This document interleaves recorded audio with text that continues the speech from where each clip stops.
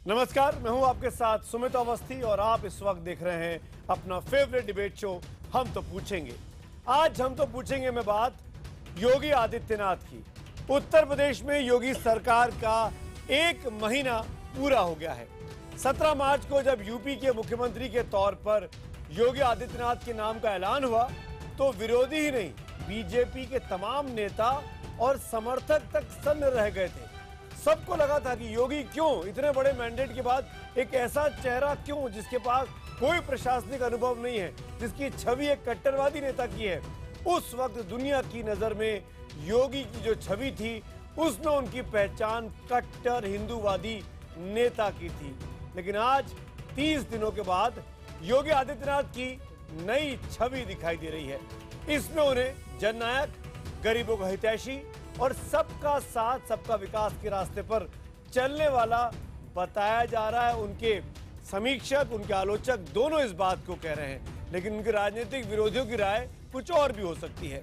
आज हम तो पूछेंगे कुछ अहम सवाल कि क्या 30 दिनों में योगी कसौटी पर खरे उतर पाए हैं? क्या लोक लुभावन फैसले लेने वाले योगी यूपी की असली चुनौतियों से पार पा सकेंगे? और क्या कट्टरपंथी माने जाने वाले योगी को मुख्यमंत्री बनाने का बीजेपी का ये फैसला सही साबित हुआ है? इन सवालों पर बड़े पैनल के साथ बड़ी चर्चा। मेहमान मेरे साथ ऑलरेडी जुड़ चुके हैं, लेकिन उसके पहले ये खास रिपोर्ट। हम तो पूछेंगे में बड़ी बहस, यूपी के नायक योगी। मैं देखता हूं कि लोग साधु संतों को भीख नहीं देते, लेकिन मेरी पार्टी ने और हमारे प्रधानमंत्री ने उत्तर प्रदेश ही मुझे सौंप दिया। अमित भाई शाह जी ने कहा कि आपको उत्तर प्रदेश जाना है, तो मैंने कहा मैं तो उत्तर प्रदेश से ही आ रहा हूं। कहा नहीं नहीं, उत्तर प्रदेश में आपको कल ही मुख्यमंत्री का शपथ लेना है। तो मुझे यहां की सारी बीमारियों का पता है और उसका उपचार कैसे होना है इसका भी मैं इंतजाम कर रहा हूं। योगी के कर्मयोगी बनने से लेकर राजयोगी बनने का सफर फिल्मी कहानी जैसा है। 19 मार्च को शपथ ग्रहण करने के बाद से एक्शन में नजर आने वाले योगी ने शुरुआत स्वच्छता की कस्मों से की और निशाने पर थे सरकारी बाबू और दफ्तर। ताबड़तोड़ फैसलों की ऐसी छड़ी लगी कि पहली कैबिनेट बैठक होने तक लोगों को उनके अतीत में कोई दिलचस्पी नहीं बची। सीमांत और लघु किसानों की 1 लाख रुपए तक की कर्ज माफी, अवैध बूचड़खानों पर शिकंजा, मनचलों पर लगाम लगाने वाली एंटी रोमियो स्क्वाड, बगैर भेदभाव शहर से गांवों तक बिजली आपूर्ति, 15 जून तक सड़कों को गड्ढा मुक्त करने का आदेश, स्कूलों में नकल पर नकेल, पूंजी निवेश के लिए नई राजनीति। छापामार दस्ते की तरह लखनऊ के हजरतगंज थाने खुद पहुंचकर मुख्यमंत्री ने जो संदेश दिया, मंत्रिमंडल के दूसरे सदस्य भी उस पर अमल कर रहे हैं। आज ही बलिया में मंत्री उपेंद्र तिवारी 15 गेहूं खरीद केंद्रों पर धमक पड़े और लापरवाही बरतने वालों के खिलाफ कार्रवाई का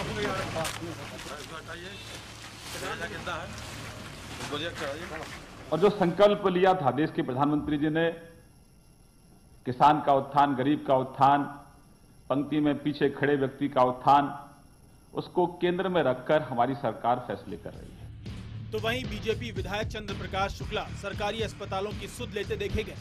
योगी सरकार एक्शन में है और ऐसा दिखना भी चाहती है। सबसे बड़ी उपलब्धि है कि सरकार दिख रही है, मुख्यमंत्री काम करते हुए दिख रहा है। अभी तो सरकार बनी है, लेकिन बीतते वक्त के साथ पहाड़ जैसी चुनौतियों से ये सरकार आंखें चुरा नहीं सकती। यूपी का राजकोषीय घाटा 2015-16 में 5.85% रहा। 2014-15 में देश की तुलना में प्रति व्यक्ति आय 40.5% थी। कुल आबादी में से 30% जनता गरीबी रेखा से नीचे है। निवेश के मामले में राज्यों में 20वें नंबर पर यूपी है। 22,000 से ज्यादा स्कूलों में सिर्फ 1 शिक्षक है। बुंदेलखंड के 38% गाँव में भूख से कम 1 मौत होती है। फिलहाल तो योगी इन चुनौतियों को स्वीकार करते दिख रहे हैं। जिले में भूख से मौत होगी तो जिलाधिकारी जवाबदेह होगा। स्वास्थ्य सुविधा के अभाव में किसी बच्चे की मौत हुई तो सीएमओ उसके लिए जिम्मेदार होगा। यूपी के मुख्यमंत्री की आवाज भरोसे और जिम्मेदारी की आवाज में बदलती दिख रही है। तभी तो 3 तलाक के खिलाफ मुस्लिम महिलाओं को उन पर यकीन है। गरीब मुस्लिम लड़कियों की शादी का भरोसा बयानबाजी नहीं लगता। मदरसों को मॉडर्न बनाने की हिमायत सच्ची दिखती है। ऐसे में पुराने विवादित बयानों की परछाई भी इन दिनों ना तो दिखाई पड़ती है और ना ही सुनाई।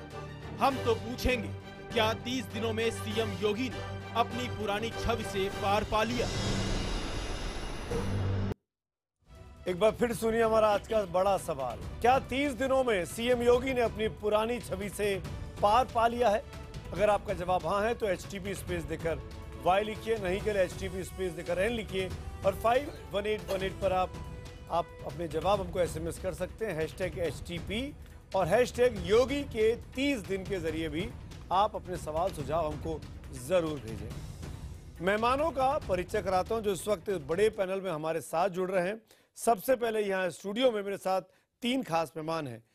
परिचय कराना चाहूंगा असीम वकार साहब का, MIM के नेता हैं, प्रवक्ता हैं। विजय शंकर तिवारी जी हैं, विश्व हिंदू परिषद के प्रवक्ता के तौर पर। दोनों का अहम रोल होने वाला है इस डिबेट में। हमारे साथ राजकुमार भाटी साहब भी स्टूडियो में मौजूद हैं। राजकुमार भाटी जी समाजवादी पार्टी के नेता हैं। और 3 खास मेहमान बाहर से मेरे साथ जुड़ रहे हैं।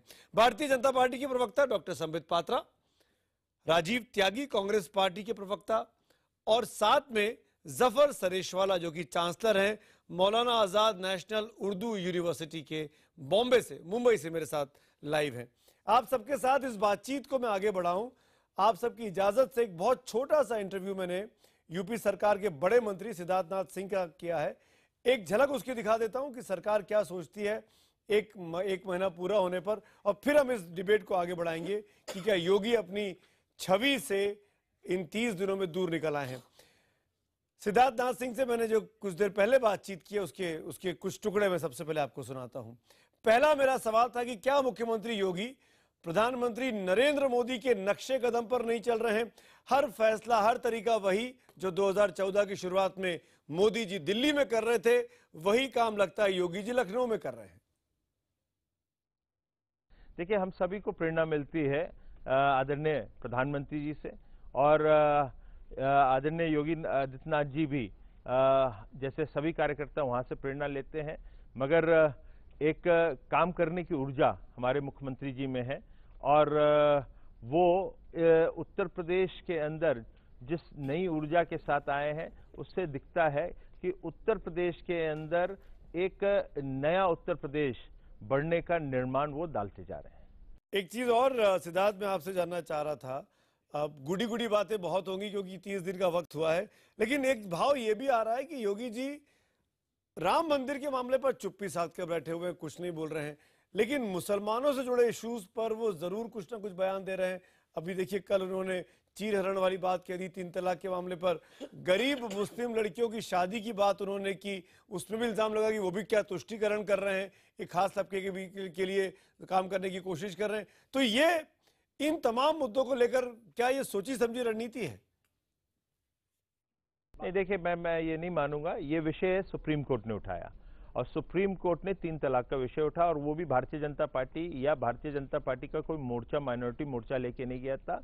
इस वर्ग में, इस समाज की महिलाओं को का उत्पीड़न हो रहा था, उसको देखते हुए लोग गए हैं और सुप्रीम कोर्ट ने सरकार से मांगा।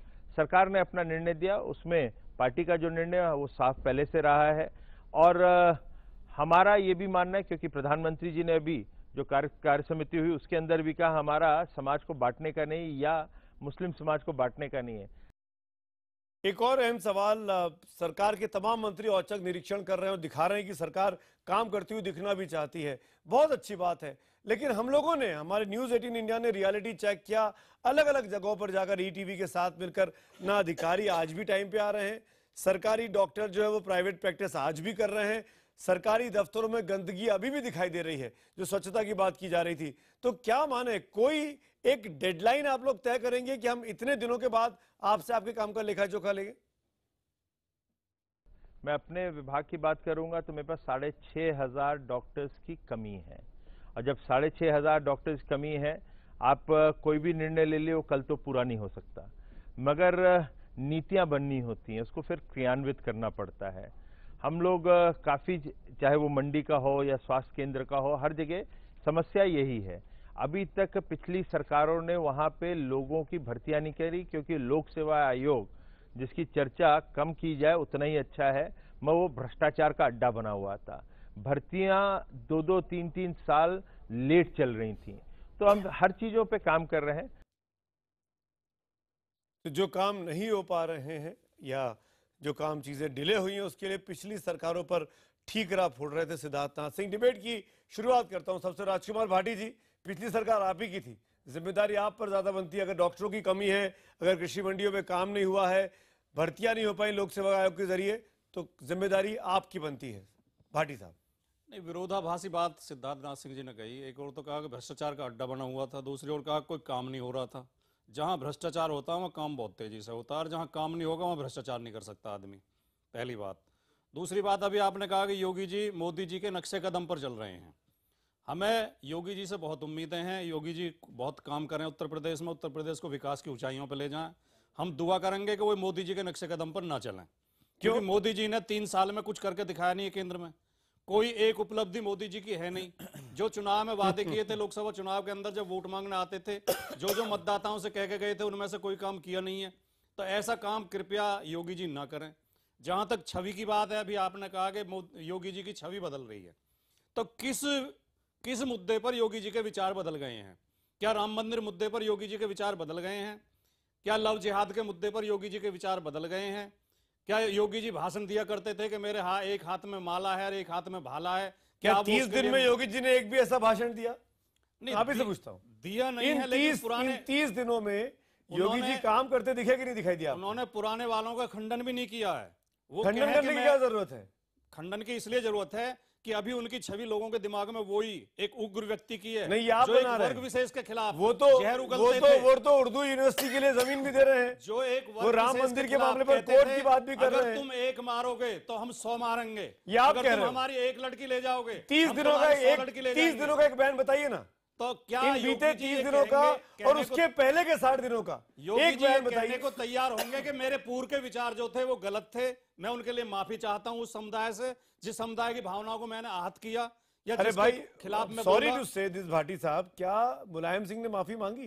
कि लड़के तो लड़के होते हैं, बलात्कार हो जाते हैं। मुलायम सिंह ने आज तक माफी मांगी? मुलायम सिंह जी ने कम से कम अपने माफी, कोई मुद्दा आया होगा, माफी मांगी 5 बार। आप मुझे बता दीजिए, याद दिला दीजिए तारीख वक्त। मैं अभी रिसर्च निकलवा लेता हूं। मुलायम सिंह जब उन्होंने लड़कों को इनोसेंट बताने के लिए कह दिया कि बलात्कार हो जाते हैं, लड़के हैं, कर देते हैं, ये क्या बात है? वो अलग परिप्रेक्ष्य में कहा। नहीं, अभी पुराने बयान पे आप जा रहे हैं, तो पुराने तो आपके भी खुलेंगे ना फिर। संदर्भ अलग था। अरे कैसे संदर्भ अलग? संदर्भ इसलिए अलग है। शिवपाल जी के बयान पे जाइए, आजम खान के बयान पे जाइए। किसी भी अपराध में सुमित जी फांसी के हम चलिए खिलाफ हैं। संबित पात्रा जवाब दीजिए। मुख्यमंत्री योगी को नरेंद्र मोदी के कदमों पर नहीं चलना चाहिए। कोई काम नहीं किया मोदी जी ने, जवाब दी Sambit Patra. Debate is open. देखिए, मुझे नहीं लगता है कि सब बातों का जवाब दिया जाना चाहिए। देखिए, अभी तो खुद भाटी साहब ने एक बड़ा कॉन्ट्राडिक्टरी स्टेटमेंट दिया। उन्होंने कहा कि जहां भ्रष्टाचार होता है वहां काम बड़ी तेजी से चलती है। तो उस हिसाब से जो समाजवादी पार्टी का चुनावी जुमला था, और वो चिल्ला चिल्ला के कहते थे काम बोलता है और बहुत तेजी से हम काम कर रहे हैं, क्या उसका अर्थ था कि बहुत तेजी से हम भ्रष्टाचार कर रहे हैं? वो जमाना गया, समझ में नहीं आता है। ये समाजवादी पार्टी की सरकार चली गई, हर बात का सरकार बात कर लो। मैं आपके बीच नहीं, मैं जानता हूं, मगर आप कृपया करके बोलने दीजिए। आपने खुद कहा था सर, रिकॉर्ड रिवाइंड करके देखिए, आपने कहा जहां भ्रष्टाचार होता है वहां काम तेजी से होती है, और आप ही का वो स्लोगन था काम बोलता है। बड़े तेजी से अखिलेश जी ने काम किया, मतलब अखिलेश जी बड़ी तेजी से भ्रष्टाचार कर रहे थे, ये आपने खुद स्वीकार कर लिया है। देखिए, आज उत्तर प्रदेश का सबसे बड़ा राज्य है, और सुमित जी मैंने कहा जहां काम नहीं होता वहां भ्रष्टाचार कैसे हो जाएगा? भाटी साहब हो गया। अरे काम बोलता है, नोट बोलता है ना। जहां काम ही नहीं होगा वहां भ्रष्टाचार कैसे हो जाएगा? मुझे बता संबित पात्रा ने आपकी बात पकड़ ली। भाटी साहब, संबित कंप्लीट योर सेंटेंस। आपकी बात के जवाब राजीव चाहिए। हमें एक बड़े परिप्रेक्ष्य में आना है, और मैं आपसे लड़ना नहीं चाहता। आप मेरे से उम्र में भी बड़े हैं और मैं सम्मान करता हूं। हाँ, आप लोग हार गए हैं, अब हमारे को काम करना है, हमें लड़ना नहीं है। देखिए, जनता ने बहुत आशाओं के साथ हमें चुना है, और कोई साधारण चुनाव नहीं हुआ है। ये 325 सीट 325 सीट देके बहुत आशाएं हमारी झोली में डाली हैं और एक एक करके हमें वो पूरा करना है। देखिए 30 दिनों में जिस प्रकार हमारा जो पहला वादा था कि पहले कैबिनेट की बैठक होगी, गरीब किसानों का लोन माफ कर देंगे, लगभग 4000 करोड़ रुपए का ये जो पूरा माफ किया है 36,359 36,000 करोड़ रुपए का, माफ कीजिएगा मैंने 4000 कह दिया, 36,000 रुपए से अधिक लोन जो माफ किया है, जिससे लगभग 2 करोड़ किसानों का फायदा हुआ है। 1 लाख रुपए तक का जो लोन लिया था। जो गन्ना किसान जिनका रुपया बकाया था, पुराना रुपया बकाया था, तो 120 दिन के अंदर ये शुगर मिल जिनको की पालन पोषण समाजवादी पार्टी सरकार कर रही थी, हमने उनको हिदायत दी 120 दिन के अंदर आप इनका रकम चुनाइए। अगर नया आपने हिसाब किताब किया है तो 14 दिनों के अंदर आप इस रकम को बकाया को पूरा करिए। हमने प्रॉमिस किया था कि जो मिनिमम सपोर्टिव प्राइस होगा, एमएसपी होगा, और गेहूं हम ज्यादा खरीदेंगे। आपको जान के खुशी होगी कि 40 लाख मेट्रिक टन गेहूं हमने खरीदने का प्लान किया है, ये प्रॉमिस किया है। पहले इससे आधा खरीदती थी सरकार। तो जो भी हमने किया है, चाहे रोमियो स्क्वाड बनाने की बात हो, चाहे नकल बंद करने की बात हो, चाहे गवर्नमेंट ऑफिसेस को सुचारू रूप से काम कराने की बात हो, और राजीव त्यागी जवाब दीजिए, आप हाथ उठा रहे कर देंगे रोड्स। संबित पात्रा की बातों का कि 30 दिन में बहुत से ऐसे वादे किए जो आम जनता से जुड़े हुए थे, खेती किसानी से लेकर छात्रों तक और आम जीवन तक। राजीव त्यागी, 40 लाख मैट्रिक टन जो प्रोडक्शन बताया गेहूं का मेरे मित्र ने, वो गलत फिगर है। 28 लाख टन का पिछली बार प्रोडक्शन था गेहूं का, और जिसका 8.0 भैया जब प्रोडक्शन नहीं होगा प्रोक्योरमेंट कैसे कर लोगे भैया? संबित पात्रा, इतना ज्ञान ले लो, इतना ज्ञान ले लो। उत्तर प्रदेश में जब प्रोडक्शन ही नहीं होगा, 28 लाख टन का प्रोडक्शन है, आप 40 लाख मैट्रिक टन का प्रोक्योरमेंट कर रहे हो। सुनिए वो ज्ञान रखिए, ये लीजिए ये कागज जरा जूम कर दीजिए, ये गेहूं के प्रोक्योरमेंट और प्रोडक्शन का वो पूरा डाटा है जो मैं दे रहा हूं। संबित पात्रा थोड़ा पढ़ के आया करो, डिबेट में थोड़ा बोलिए। क्या कागज है राजीव जी? 60 नहीं, राजीव जी क्या कागज है? पढ़ने दो, क्या कागज है? राजीव त्यागी क्या कागज है ये? किस कागज के हवाले से बोल रहे हैं? रिसर्च वर्क है ये रिसर्च वर्क है। नहीं, अरे रिसर्च तो मेरे पास भी है। मैं ऐसे 25 कागज दिखा दूं और फिर बोलूं कि कांग्रेस क्या कर रही है, बीजेपी क्या कर रही है, तमाम नेताओं के बारे में। राजीव जी देखिए, आप राष्ट्रीय चैनल पर बैठे हैं और जिम्मेदारी के साथ हम सब बात कर रहे हैं, और आप जिम्मेदार पार्टी के जिम्मेदार प्रवक्ता हैं। मेरी ये दरख्वास्त है, कोई भी कागज दिखाएं तो कृपया अपना सोर्स बता दें कि मैं फला अखबार को, फला न्यूज चैनल को, फला रिसर्च को टैग कर रहा हूं और ये कागज है, ये पन्ना नंबर है, ताकि मेरे व्यूवर्स जाके देख लें कि राजीव त्यागी ने कितनी सच बातें कही। क्योंकि आजकल डिबेट में बहुत कॉमन हो गया है कि कागज कुछ दिखाते हैं, बोलते कुछ और है, तो अपनी बात को गलत साबित नहीं होने देना। उत्तर प्रदेश सरकार की वेबसाइट पे जाइए, पता करिए कितने लाख टन का गेहूं का। आपने कौन सा कागज दिखाया राजीव जी? मैं आपका कागज पूछ रहा हूँ। उत्तर प्रदेश सरकार की राजीव जी, मैं आपका कागज पूछ रहा हूँ, वेबसाइट से लिया हुआ कागज है। क्या है, कौन सी वेबसाइट से? लिंक बताइए ना, किस वेबसाइट का है, लिंक बताइए, और क्या है प्रोक्योरमेंट? वो सेंटेंस पढ़ दीजिए मुझे, वो सेंटेंस पढ़ दीजिए, मैं ऑनलाइन खोल लेता हूँ। उत्तर प्रदेश सरकार के एग्रीकल्चर मिनिस्ट्री पे जाइए और वहां से आंकड़े सारे मिल जाएंगे आपको। आंकड़े क्या कहते हैं? टाइम है डिबेट में। नहीं, आंकड़े क्या कहते हैं? आपने कागज दिखा के दावा किया है, मैं आप ही की बात आपसे पूछ रहा हूं, तो प्लीज भागिए मत। हाँ, मैं बता रहा हूँ, भागिए। 28 लाख मैं भाग नहीं रहा हूं, मैं जवाब दे रहा हूं, जवाब देने का मौका नहीं दे रहे हैं क्योंकि आप चिढ़ रहे हैं बुरी तरह से, क्योंकि मैं आंकड़े दे रहा हूं। सुन लीजिए आंकड़े। 28 लाख टन का 28 लाख टन का टोटल प्रोडक्शन होता है गेहूं का उत्तर प्रदेश में। 40 लाख मैट्रिक टन का कैसे खरीदी हो सकती है, मेरा सवाल यह है। पहला तो पिछली बार भी, और यह भी बताऊं, Uttar Pradesh non decentralised procurement state है, जिसके तहत देश की सरकार को गेहूं और चावल खरीदना होता है। मैं अपने मित्र से पूछना चाहता हूं कि पिछली बार भी 8% गेहूं आपने खरीदा था, और चावल जो आपने खरीदा था पिछली बार, वो खरीदा था 5.2। राजीव जी, मेरी मजबूरी है, रही बात योगी सरकार के काम, मैं हेडलाइंस के लिए आगे बढ़ रहा हूं, लेकिन संबित पात्रा और विजय शंकर तिवारी जवाब देंगे, जफर सरेशवाला भी है। मैं आप सबके पास आता हूं ब्रेक के हेडलाइंस के उस पार। पहले हेडलाइंस। संबित पात्रा, इतना ज्ञान ले लो उत्तर प्रदेश में, जब प्रोडक्शन ही नहीं होगा। 28 लाख टन का प्रोडक्शन है, आप 40 लाख मैट्रिक टन का प्रोक्योरमेंट कर रहे हो। सुनिए, वो ज्ञान रखिए, ये लीजिए, ये कागज जरा जूम कर दीजिए, ये गेहूं के प्रोक्योरमेंट और प्रोडक्शन का वो पूरा डाटा है। किस कागज के हवाले से बोल रहे हैं? रिसर्च वर्क है, ये रिसर्च वर्क है। नहीं, अरे रिसर्च तो मेरे पास भी है। मैं ऐसे 25 कागज दिखा दूं और फिर बोलूं कि कांग्रेस क्या कर रही है, बीजेपी क्या कर रही है तमाम नेताओं के बारे में।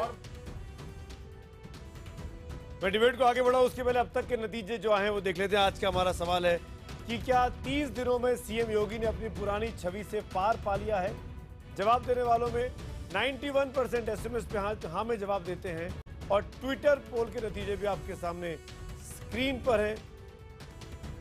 ट्विटर पोल में 86% 86% लोग हाँ में जवाब देते हैं कि अपनी पुरानी छवि से पार पाने में कामयाब हुए हैं योगी आदित्यनाथ 30 दिनों के अपने कामकाज से।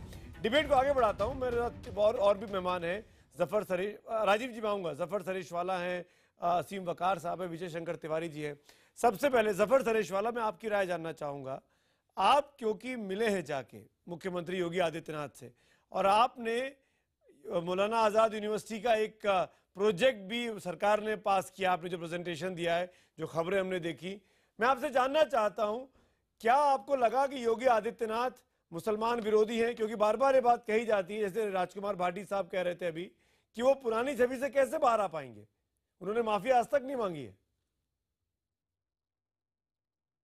देखिए, मेरा एक उसूल है, मैं पिछले 15-16 साल से, मैं कोई सियासी आदमी नहीं हूं, लेकिन मेरा यह है कि मैं सियासी लोग जो होते हैं वो क्या कहते हैं उस पर जरा भी ध्यान नहीं देता, वो क्या करते हैं या क्या करने वाले हैं वो इंपॉर्टेंट है।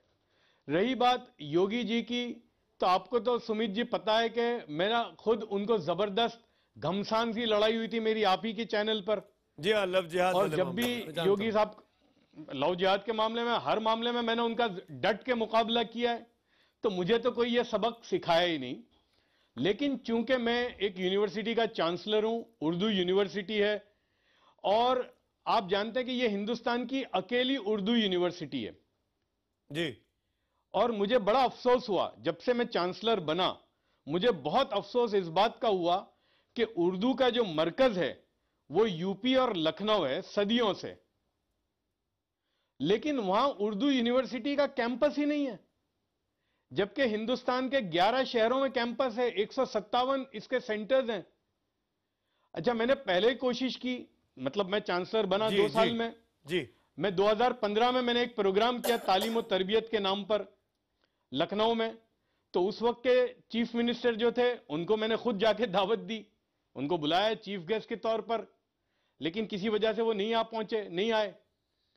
तो मैं ये एक बात समझता हूं कि मुसलमानों का जो सबसे बड़ा मसला है वो एजुकेशन है, अगर वो ठीक हो गया तो बाकी सारी चीजें ठीक हो जाएंगी। आपको लगा योगी से मिलके, हाँ सुनिए, आपको लगा योगी जी से मिलके कि वो मुसलमानों के लिए कुछ करना चाहते हैं, क्योंकि उनकी छवि बिल्कुल विपरीत रही है? हाँ बिल्कुल, बल्कि मैं खुद डर के जा रहा था, मैं भी यही समझ के जा रहा था पता नहीं भगवे कपड़े वाले हैं, योगी हैं, उनके 10 साल का पूरा मेरे सामने भी था, मैंने भी जो सुना था, जिस दिन वो बने थे उस दिन सारी आपकी सारी चैनलें ये बातें कर रही थी, तो मेरे सामने भी वही सब कुछ था। लेकिन जो चीजें मैंने देखी, इसलिए कि आंख का देखा हुआ तो गलत नहीं हो सकता, और हम इतने अपाहिज नहीं है। दूसरा, मेरा लखनऊ से क्या ताल्लुक भाई, मुझे क्या लेना है उनसे, मुझे लखनऊ में ना जमीन लेनी है ना पावर लेना है, मैंने सिर्फ तालीम की बातें की, और जो बातें की मैंने उससे मुझे लगा कि मेरा व्यू उनके बारे में बदल गया। यूनिवर्सिटी के बारे में उन्होंने कहा कि आप मुझे एप्लीकेशन दे दीजिए जफर भाई, हम आपको लखनऊ में कम से कम 12 एकड़ जमीन देते हैं। मदरसा मॉडर्नाइजेशन का एक काम लेके हम लोग चल रहे हैं, वर्चुअल क्लासरूम चला रहे हैं, सुमित जी आपको पता है, उसमें मैं 3 यूपी के ही मदरसों में वो चला रहा हूं। उस पर उन्होंने कहा कि बिल्कुल आपको हमारी जो मदद की जरूरत है हम देने के लिए तैयार हैं। तीसरी बात, तीसरी बहुत अहम बात है, मदरसा बोर्ड जो है खस्ता हालत में है, यानी इतना बुरा हाल है, उस पर योगी जी ने कहा कि मैं इसको एसएससी बोर्ड या सीबीएसई के लेवल पे लाने के लिए तैयार हूं। मदरसों के बारे में उन्होंने कहा कि 21,000 मदरसे हैं। अब कैसे आप कहेंगे कि योगी जी अल्पसंख्यकों के लिए काम नहीं कर रहे हैं? अगर उनकी तालीम पर ध्यान दे रहे हैं, उनको मॉडर्नाइज करने की बात कर रहे हैं, तो कैसे? देखिए, अभी योगी जी को सत्ता संभाले हुए 1 महीना हुआ जी, तो कोई भी बात जल्दबाजी में नहीं की जा सकती। योगी जी सच्चाई है कि उत्तर प्रदेश के मुख्यमंत्री हैं, वजीर आला हैं, लेकिन हकीकत यह है कि योगी जी की अभी परीक्षा शुरू ही नहीं हुई है। योगी जी जब चुनाव हो रहे थे तो अक्सर भ्रष्टाचार के आरोप लगाया करते थे, इसकी जांच करा दूंगा, इसकी जांच करा दूंगा, ये कर दूंगा, वो कर दूंगा। और समाजवादी पार्टी ने जो भ्रष्टाचार के काम किए, जैसा कि अभी भाटी साहब ने खुद कबूल कर लिया कि हाँ भ्रष्टाचार हुआ और बड़े पैमाने पर हुआ, तेजी से हुआ, तो योगी जी को सबसे पहले तो चाहिए था कि योगी जी जो 1500 करोड़ रुपए में लखनऊ में रिवर फ्रंट बना, उस रिवर फ्रंट की सच्चाई मैं आपको बताऊं, आप कैमरा लेके भेजिएगा। 28 किलोमीटर की गोमती की दोनों दीवारें बनाई गई हैं सिर्फ सीमेंटेड, और 300 मीटर में घास लगा के 20 खजूर के पेड़ लगाकर 1500 करोड़ रुपए खपा दिए गए। आपकी पुरानी समाजवादी पार्टी ने, ठीक, इसकी आप जांच उसी पार्टी में थे? बिल्कुल थे। आपने तब एक लाइन मैं 20 साल रहा समाजवादी पार्टी। आपने एक लाइन तब नहीं कही? नहीं, मैं पहले भी बोलता था। मेरा पार्टी छोड़ने की वजह यही है, करप्शन हुआ। मुझसे पूछिए बात, करप्शन हुआ। यस, मैंने मुख्यमंत्री से कहा कि आपकी पार्टी में तो फिर तो वो लोग जो 2012 से पहले अपनी स्कूटर में पेट्रोल डलवाने का पैसा नहीं रखते थे, आज 4 साल गुजरने के बाद BMW, मर्सिडीज, ऑडी से घूम रहे हैं, तो पैसा कहां से आया? फिर तो योगी जी ठीक काम कर रहे हैं ना? नहीं, अगर पुरानी सरकारों पर जांच हो रही है, पुरानी सरकार के कामकाज की व्याख्या कर रहे हैं, हो रही है, कोई जांच नहीं हो रही सर, कोई जांच नहीं कर रहे हैं। गोमती रिवर फ्रंट की हो रही है, राम वृक्ष वाले इस कांड की हो रही है, मथुरा वाले की। सर सुनिए, पर योगी जी की टेस्टिंग, असली जो टेस्टिंग होगी, योगी जी गोरखपुर से आते हैं, और गोरखपुर में पिछले 40 साल से हमारे बहुत से बच्चे मारे गए हैं। एक बुखार आता है, दिमागी बुखार, बरसात के सीजन में हमारे बहनों ने, अजीब सी बीमारी है, बहुत बीमारी अजीब सी है, और बिल्कुल। बहुत लोगों ने अपनी उनकी गोदे उजड़ गई हैं। अगर योगी जी की सरकार में और योगी जी के रहते गोरखपुर में अब किसी कोई बच्चे की मौत नहीं होती है, तो मैं योगी जी को सलाम करूंगा कि आपने काम किया। और अगर ये नहीं कर पाते हैं तो ये मान लीजिएगा कि योगी जी और बाकी के सीएम बिल्कुल एक बराबर। अभी मुस्लिम विरोध की बात आ रही थी, शिरेश वाला जी ने एक बात कही कि मुस्लिम विरोधी बात है, तो देखिए मुस्लिम विरोधी कोई नहीं है देश में। जी, देश में सिर्फ 2 तरह के लोग हैं। जो मुसलमान का विरोध करता है वो हिंदुस्तान का विरोध करता है, जो मुसलमान का विरोध करता है वो देश का विरोध करता है, और जो मुसलमान को साथ लेकर नहीं चल सकता उसको हिंदुस्तान तो योगी जी साथ लेकर चल रहे हैं, जो मुसलमान तो साथ लेकर चल रहे हैं ना। और जो मुसलमान देश का विरोध करता है, वंदे मातरम गाने न गाने के रूप में करता है, उस मुसलमान को क्या कहेंगे? मैं बता रहा हूं आपसे, मैं बता रहा हूं, उसका क्या कहेंगे? मैं बता रहा हूं सर, वंदे मातरम, अरे सुन तो लीजिए, अब आपने बोला तो आप बात सुनिए, ऐसे कैसे बोलने दूंगा आपको? नहीं बोलने क्या देंगे, आप बोलते रहे और उनका पक्ष लेते हैं। मैं बता रहा हूं आपसे, मैं आपको मुंह पर कह रहा हूं कि मैं वंदे मातरम नहीं कहूंगा। एक बात सुनिए, क्यों नहीं कहूंगा? सुनिए, अभी कल का ही एक बयान है, और उसमें ये था 3 तलाक को लेकर के जवाब तो सुन लीजिए सर। योगी जी, एक मिनट, जवाब तो सुन लीजिए, आप सुन लीजिए, बाद में दे दीजिए।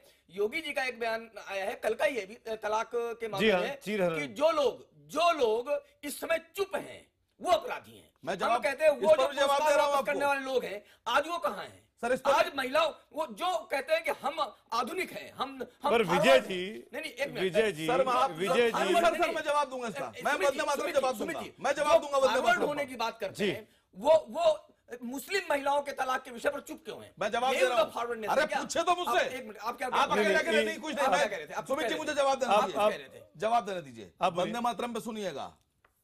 क्यों वंदे मातरम नहीं बोलेंगे? सुनिए सर, मुसलमानों के लिए पूरी दुनिया में, कायनात में सबसे पवित्र जगह है मक्का, जहां रसूल अल्लाह का जन्म हुआ, और जो काबा शरीफ है, ठीक है, उस जमीन के भी हम बंदे नहीं है।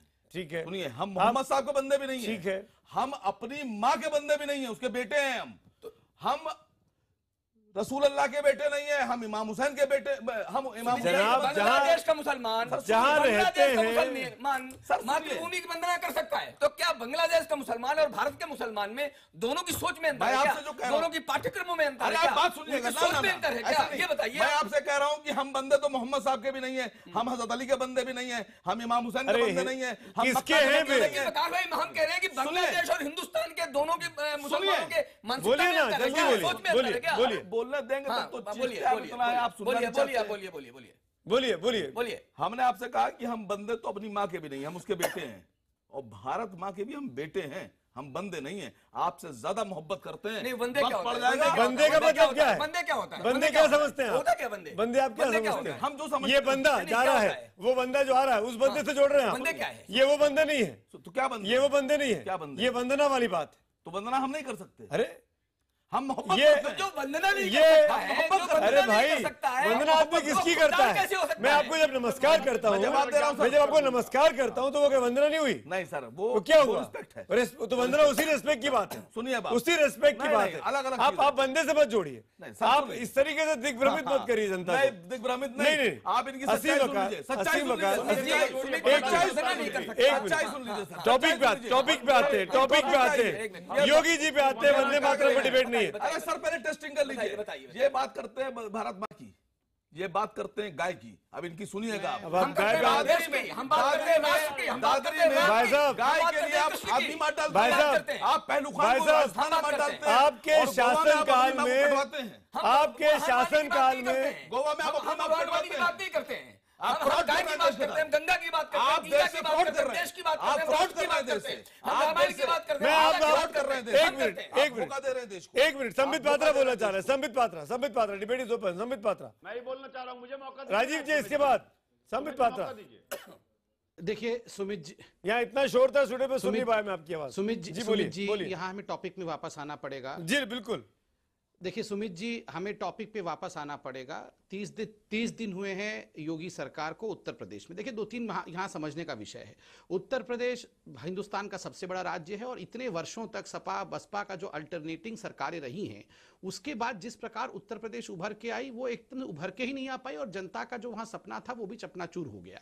आप देखिए कैसा परसेप्शन उत्तर प्रदेश में था। उत्तर प्रदेश के जो सबसे बड़े नेता थे मुलायम सिंह यादव, बच्चे तो बच्चे हैं, उनसे गलती हो जाती है। और उसके बाद गायत्री प्रजापति जैसे नेता जो बलात्कारी भी रहे और जिनका केस सुप्रीम कोर्ट में चल रहा है, सुप्रीम कोर्ट के दखलंदाजी के पश्चात जाके उनके खिलाफ एफआईआर लिखा जाता है। ऐसा परसेप्शन उत्तर प्रदेश में बना दिया गया। राम मूर्ति वर्मा जैसे लोग इनके मंत्री थे जो लोगों को जला देते थे। आप बताइए, वहां से निकालकर उत्तर प्रदेश को एक सुपथ पर लाना था, उसको उत्तम प्रदेश बनाना था। तो स्वाभाविक है कि 1 महीने में जो काम हुआ है, आप चाहे रोमियो स्क्वाड के बारे में मुख्यमंत्री कार्यालय काम तो करता दिखाई दे रहा है। 18 घंटे बिजली देने की बात की, कम से कम मुख्यमंत्री कार्यालय में मुख्यमंत्री जाकर बैठ रहे हैं, मिल रहे हैं। रात को आधी रात तक काम चल रहा है। 10 सेकंड मैं आ रहा हूँ। संबित जी मेरी मजबूरी है। संबित जी मुझे एक विराम लेना पड़ेगा, मेरी मजबूरी है। मैं इस डिबेट को आगे बढ़ाऊंगा इस छोटे से विराम के बाद।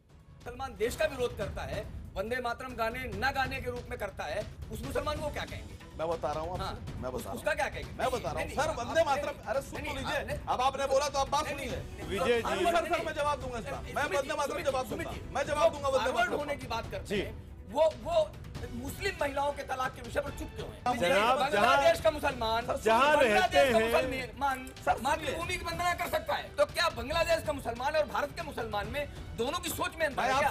दोनों की पाठ्यक्रमों में अंतर है क्या? बात सुनिएगा, सोच में अंतर है क्या? ये बताइए। मैं आपसे कह रहा हूँ कि हम बंदे तो मोहम्मद साहब के भी नहीं है, हम हजरत अली के बंदे भी नहीं है, हम इमाम हुसैन के बंदे नहीं है, हम किसके हैं? डिबेट को आगे बढ़ाऊं उसके पहले अब तक के नतीजे हम आपको दिखा देते हैं कि क्या 30 दिनों में सीएम योगी ने अपनी पुरानी छवि से पार पा लिया है। एसएमएस पोल पर 94% हाँ जवाब देते हैं और ट्विटर पोल के नतीजे आपके सामने हैं। ट्विटर के आंकड़ों में 86% लोग हमें जवाब देते हैं। ज्यादातर लोगों की राय है कि योगी जी का 30 दिन का कामकाज ने उनकी पुरानी छवि को काफी पीछे छोड़ दिया है। एक सवाल मैं जरूर पूछना चाहूंगा, debate is open. Rajiv ji मैं आऊंगा आपके पास, लेकिन विजय शंकर तिवारी जी, जफर भाई आता हूं। विजय शंकर तिवारी जी मुझे इस बात का जवाब दीजिए, योगी जी जितना सबका साथ सबका विकास की बात कर रहे हैं, जफर थरेशवाला जैसे लोग तारीफ कर रहे हैं कि वो मुसलमानों को साथ लेकर चलना चाहते हैं, उनको मॉडर्नाइज करना चाहते हैं मदरसों को, इसमें आपका एजेंडा तो पीछे छूट गया। वो विश्व हिंदू परिषद की किसी तरह की बात ही नहीं कर रहे हैं, वो अपनों को ही भूल गए लगता है सबको साथ लेने के चक्कर में। ना मंदिर की बात हो रही है। मुझे लगता है सुमित जी ये अपने सोचने का नजरिया है। मैं कहता हूं कि एक शासक संत ने जो काम किया है, जो जनता ने उस शासक संत से अपेक्षा की थी, वो अपनी उस अपेक्षाओं में खरे उतर रहे हैं। आप ये देखिए, जो किसान है वीएचपी की अपेक्षा में खरे उतर रहे हैं कि नहीं? वीएचपी की अपेक्षा में कहां खड़े हैं? वीएचपी की अपेक्षा समाज है, वीएचपी की अपेक्षा किसान है, मंदिर नहीं है, मंदिर नहीं है, छोड़ रहे मंदिर। वीएचपी की अपेक्षा धर्म है और वीएचपी की अपेक्षा सुरक्षा है, वीएचपी की अपेक्षा वहां की महिलाएं हैं। अच्छा, गाय का बंद करा। हाँ बिल्कुल ठीक आ गए आप, गाय की बात पर आ गए। जो बूचड़ खाने बंद हुए, अरे गाय तो आप ये बताइए उस बूचड़ खानों में अवैध रूप से गाय भी काटी जाती थी और भी कुछ काटे जाते थे। तो योगी जी ने बूचड़ खानों को बंद करके अवैध बूचड़ खानों को बंद करके लाखों लाख गायों को बचाया है। कितना बड़ा काम किया। डिबेट दोगली माता है, लाखों दोगली ये अपनी मानसिकता बोल रहे हैं। जिस प्रकार से दोगली बातें करते हैं, जिस प्रकार दोगली सोच रखते हैं, उसी प्रकार से सबको सोचते हैं। गलत बात करते हैं आप, गलत बात करते हैं आप, गलत बात करते हैं आप, गलत बात करते हैं आप। नहीं, आप अपनी दोगली मानसिकता के अनुसार, जैसी दोगली मानसिकता है, देश की मिशन दोगली मानसिकता है। राजीव त्यागी, एक मिनट, असीम बकार, तिवारी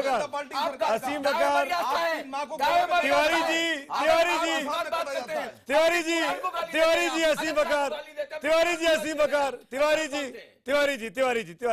डिबेट, एक मिनट, मुद्दे पे रहिए।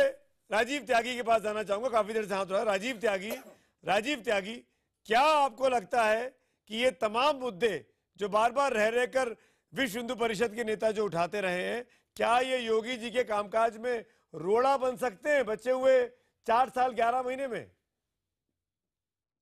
देखिए, 4 साल 11 महीने में योगी जी को निश्चित रूप से संविधान की रक्षा करनी होगी, और संविधान का रक्षा करने का दायित्व तो प्रत्येक संवैधानिक पद पर बैठे व्यक्ति का होता है। और उन्होंने संविधान का 2-3 बार जिक्र भी किया अपनी जब ओथ ली थी। तो संविधान में तो ऐसी चीजें होनी नहीं चाहिए जिससे टकराव पैदा हो, और योगी जी वो काम कर रहे हैं। उन्हें हजरत अली जी के जन्मदिन पे ट्वीट किया बकायदा, तो उनको ट्रोल किया गया बुरी तरह से, जो चिंता का विषय है। हालांकि मैं 2-3 विषय और रखना चाहूंगा, जल्दी से बात रखना चाहूंगा। 30 सेकंड। उत्तर प्रदेश में गन्ने का जो बकाया है वो 3691 करोड़ रुपए है, जो कि 14 दिन में पेमेंट करने की बात कही गई थी भारतीय जनता पार्टी की तरफ से। और 3419 करोड़ रुपए इसमें से सिर्फ प्राइवेट चीनी मिलों पे है, और 200 करोड़ रुपए सरकारी चीनी मिलों पे है। ये फाइनेंशियल एक्सप्रेस का एक आर्टिकल है 31 तारीख का, मार्च का, उसको मैंने पढ़ के आपको बताया है। 2000 करोड़ रुपए अकेले बजाज शुगर मिल पे है, जो 2006 में 2 इंडस्ट्री थी, उसके आज बढ़ करके 15 हो गई हैं। तो योगी जी से अपील, पहले तो उसको कर दें। 86 लाख किसानों का उन्होंने ऋण माफ किया, योगी जी की साइट पे है, सीएम ऑफ द ऑफिस की साइट पे है, जबकि संबित पात्रा 2 करोड़ 30 लाख बता रहे थे। लास्ट सेंटेंस कहना चाहूंगा, योगी जी ने रोमियो वाला जो एक चलाया था, बड़ा अच्छा चलाया था, उससे निश्चित रूप से महिलाओं को और बड़ी बहन बेटियों को सुरक्षा मिली रोमियो वाले से। लेकिन योगी जी ने 2014 में अपनी साइट पे, योगी आदित्यनाथ की साइट पे एक लेख लिखा था जिसका शीर्षक था मातृशक्ति भारत शक्ति के संदर्भ में। उन्होंने उसमें लिखा, हिंदू महिलाओं को स्वतंत्र नहीं छोड़ना चाहिए, और जो महिला पुरुषवादी गुण रखती है वो राक्षसी हो जाती है। तो मेरा कहना है, वो मां दुर्गा के बारे में क्या मानते हैं, छिन्नमस्तिका के बारे में क्या मानते हैं, काली के बारे में क्या मानते हैं, राजीव जी, वीडियो पॉइंट संबित पात्रा ने हाथ उठाया, जवाब दे। मातंगी के बारे में क्या मानते हैं, धूमावती के बारे में क्या मानते हैं। मुझे ये बता दें, जो हिंदू महिलाओं का अपमान उन्हें योगी जी ने किया है, ऐसा अपमान नहीं करना चाहिए, उसके लिए माफी मांगनी चाहिए। ठीक है, संबित पात्रा जवाब दीजिए, माफी मांगेंगे क्या? क्योंकि जब तक वो सबके साथ सबके विकास में नहीं थे, कांग्रेस, और इसलिए मैंने हिंदू महिलाओं का जिक्र किया। गिरने की कोशिश कर रहे हैं। मैं बोल सकता हूं क्या? अरे भैया, ये 7 सीट वाले कितना चिल्लाएंगे? आप बस 7 मिनट बोल के चुपचाप बैठा करिए, इतना चिल्लाने की आवश्यकता नहीं है। सुनिए ध्यान से हिंदुओं को। Rajiv ji, let's have a constructive discussion. आपने वैलिड कुछ पॉइंट उठाए Rajiv Tyagi, as a opposition leader. Now you need to listen. आया है इनको। अब आप सुनिए ना राजीव जी, आपने अच्छे पॉइंट उठाए। आप बोलते हैं संबित पात्रा, बोलिए। अच्छा, एक एक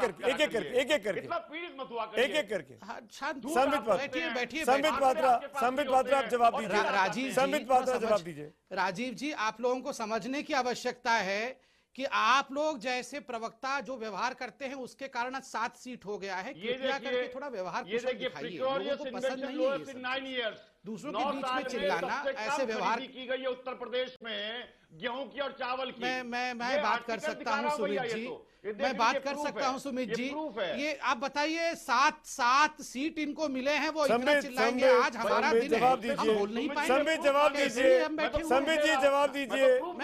Rajiv ji, can you please keep quiet for 30 seconds? मैं संबित बात कर सकता हूं। Thank you Rajiv ji, thank you Rajiv ji. मैं आपको एडवांस में थैंक यू बोल रहा हूँ, ये उम्मीद में कि अगर 30 सेकंड तक आप संबित को बोलने देंगे। सुमित जी, आप संबित पात्रा जवाब दीजिए। लोगों को बुलाया करे ना please. Sambit Patra please, everybody is honourable for me. अभी राजीव जी सब सम्मानित है मेरे लिए भाई, प्लीज डिबेट पे रहिए। संबित पात्रा, देखिए, इन्होंने क्वेश्चन किया कि छिन्न मस्तका के बारे में, माँ दुर्गा के बारे में, माँ भवानी के बारे में आदित्यनाथ जी क्या सोचते हैं।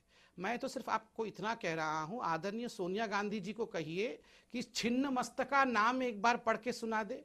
वो छिन्न मस्तका बोल नहीं सकती है। जवाब नहीं हुआ, नाम दिया है ना, जवाब नहीं है, पार्टी से निकाल न दे। अरे जवाब है भैया, जवाब नहीं दे पाएंगे। हिंदुओं के दुश्मन यहाँ बैठ के हमको हिंदुओं के बारे में बता रहे हो। अरे हिंदुओं के दुश्मन आप बैठो, हार क्यों हुई आपको पता है? ये रोम से आए हुए यहाँ हमें राम की बात सिखा रहे हैं। हिंदुओं के दुश्मन आप लोगों की ये हालत इसीलिए हुई है क्योंकि आप लोगों ने हिंदुओं पे इस प्रकार के शब्दों का प्रयोग किया है।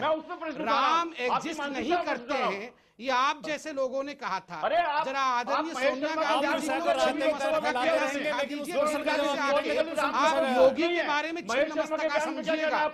छिन्न मस्तका क्या होता है ये सोनिया जी सोच भी नहीं सकती। सरकार के लोकसभा में कहा है बकायदा कि भगवान राम का एग्जिस्टेंस नहीं है कर रहे हैं, ये क्या नॉनस्टॉप चिल्लाए जा रहे हैं? इस प्रकार से डिबेट कैसे होगा आप बताइए, किस प्रकार से डिबेट होगा? मैं तो अरे हम लोग शांत हो जाइए भैया। राजीव जी बताया आप आपने योगी जी के कामकाज पर मैं डिबेट कर रहा हूँ, आपने कुछ पॉइंट उठाए हैं। अगर आप महेश शर्मा पे डिबेट करना चाहते हैं तो मैं अगले इस हफ्ते में कोई एक दिन तय कर लेता हूँ आप लोग, आप सबकी रजामंदी से। प्लीज प्लीज योगी, अरे बहुत अच्छी बात है, बहुत अच्छी बात है, कांग्रेस का खून खोल रहा है भगवान राम को याद करके, बहुत अच्छी बात है, बहुत अच्छी बात है। संबित पात्रा, अच्छा ठीक है, संबित पात्रा जवाब नहीं दे पा रहे हैं आप। संबित पात्रा प्लीज जवाब दीजिए 20 सेकंड में। संबित पात्रा जवाब दीजिए 20 सेकंड में। राजीव जी प्लीज नहीं बोलिए। संबित पात्रा 20 सेकंड। देखिए, जहां तक सवाल जवाब का विषय है, लाखों सवाल हमसे आदरणीय ऑपोजिशन ने, जो दोनों अच्छे लड़के थे, उन्होंने हमसे पूछा, हमने जवाब दिया, जनता ने जवाब ग्रहण किया और हमें एक बहुत बड़ी रिस्पॉन्सिबिलिटी दी है। मैं यहाँ लड़ने नहीं बैठा हूँ, आंकड़ों के माध्यम से जो सरकार के काम है उसको जनता तक पहुंचाने के लिए बैठा हूँ। अब देखिए, यूपी में जो परसेप्शन था कि वहां हम नारियों का प्रोटेक्शन नहीं कर सकते, वहां हम अपीजमेंट की राजनीति करेंगे। देखिए, अभी मुझे बड़ा अच्छा लगा कि जफर सरेशवाला जी, जो कि बहुत सम्मानित व्यक्ति हैं, उन्होंने एक बड़ी बात कही, appeasement for none, justice for all. जो ये छवि बनाने की कोशिश स्यूडो सेक्युलर्स कर रहे थे कि हम सबका साथ सबका विकास नहीं करेंगे। जफर सरेशवाला एक बहुत बड़े एजुकेशनिस्ट हैं, वो गए, उनको बड़े सम्मान के साथ रिसीव किया गया और जो उनका मकसद है कि मुसलमानों का एजुकेशन होना चाहिए। यहाँ समाजवादी पार्टी क्या करती थी कि जो मुसलमानों को अरेस्ट किया गया है 2012 एजुकेशन के विषय में बातचीत नहीं, एजुकेशन के विषय में बातचीत नहीं। फ्यू सेकंड्स मेरे पास है, भाटी साहब मैं आखिर में आपका चाहूंगा। जफर सरेशवाला आप कुछ कहना चाह रहे हैं, तीन बांध रहा है आपने। जफर भाई 30 सेकंड्स में देखिए, only Zafar Sareshwala on the screen. आपको जनता ने छोड़ दिया है राजीव क्या? देखिए जफर साहब आप बोलिए। देखिए, आपने जो टॉपिक था उस पर मैं आ रहा हूं। जब मैं योगी साहब के पास गया तो मैंने उनको साफ पूछा कि देखिए, मुसलमान डरा हुआ है यूपी में, तो आप जो डेवलपमेंट की, उन्होंने बहुत सारी बातें मुझे बताई। तो मैंने कहा क्या उसके अंदर ये 5 करोड़ मुसलमान भी है? तो बड़ी कमाल की बात की उन्होंने कहा कि उन्होंने मुझे पूरा प्लान बताया, सड़कों का, बिजली का, पानी का। तो कहा कि जफर भाई, क्या ये सड़क पर मुसलमान नहीं चलेगा? क्या उसके घर में ये बिजली नहीं जाएगी? क्या पानी उसके वहां नहीं जाएगा? बोले सवाल ही नहीं है। और दूसरा उन्होंने कहा कि मैं बिल्कुल नाइंसाफी होने नहीं दूंगा और किसी किस्म का डिस्क्रिमिनेशन नहीं होने दूंगा। अगर ऐसा है तो आप मेरे पास लेकर आइए। राजकुमार भाटी, आपने शुरू में सवाल खड़े किए थे, देखेंगे। जफर सरेशवाला की बातचीत आपके सामने। राजकुमार भाटी। नहीं, मैं दुआ करूंगा कि सरेशवाला साहब की बातें बिल्कुल सही साबित हों और सबका साथ सबका विकास लेकर भारतीय जनता पार्टी चले, लेकिन उम्मीद ऐसी कम दिखाई देती है उनके जो कार्य हैं उनको देख के। पर अभी 30 दिनों में ऐसा कुछ नहीं हुआ। एक महीने में पिछली सरकार में जितना एक साल में क्राइम होता था, इस एक महीने में हो चुका है। अच्छा, और इससे पता चलता है कि अगले 4 साल 11 महीने बहुत खराब होने वाले हैं। कैसे कौन से आंकड़े? कितने रेप हुए हैं ये मीडिया का ध्यान ही नहीं है इस बार। आंकड़े दीजिए ना। मैं अभी यही बराबर में गाजियाबाद में 5 साल की लड़की को रेप के बाद हत्या कर दी गई, पुलिस ने उसकी डेड बॉडी तक उसके घर वालों को नहीं दी। ग्रेटर नोएडा में एक दुकानदार का तमंचे की नोक पर अपहरण कर लिया गया जी, उससे 20 लाख रुपए मांगे गए जी। वहां जो है, आपके टाइम में क्या हो रहा था? नहीं, अब तो योगी जी हैं। आपके टाइम में फिरोजाबाद में रेत माफिया ने प्रजापति क्या कर रहे थे? सिपाही की हत्या कर दी, उनका प्रचार कर रहे थे, आपके बड़े-बड़े नेता गोली मार दी बदमाशों ने, अखिलेश जी जाके प्रतापगढ़ में सिपाही को मार दिया। रोज हमले हो रहे हैं पुलिस के ऊपर, इतना क्राइम हो रहा। मोदी जी के चुनाव क्षेत्र में मेरे पास जो आंकड़े हैं ना बड़े बड़े आपकी सरकार के वक्त के, आप कहेंगे कि आप बार बार पीछे जा रहे हैं। मोदी जी राजकोषीय घाटा कितना था स्कूलों में? 22,000 स्कूलों में एक टीचर था, ये रेशो था। 22,000 ज्यादा से बच्चों के बीच में एक टीचर की भर्ती की, किसी सरकार ने नहीं की, रिकॉर्ड है।